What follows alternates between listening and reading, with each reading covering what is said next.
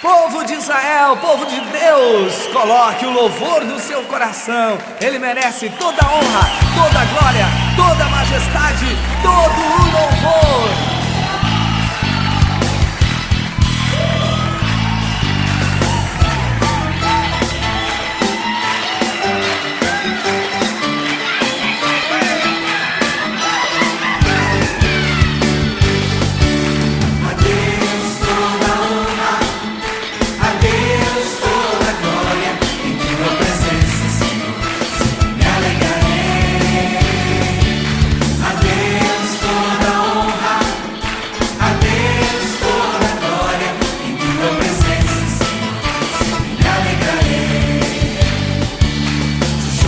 Salta no coração, por tua fidelidade e proteção.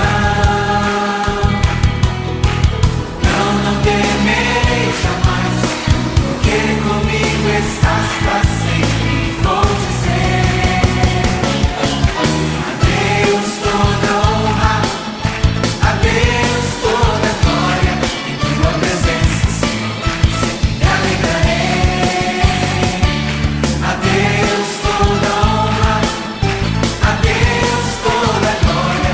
Em tua presença, Senhor, me alegrarei.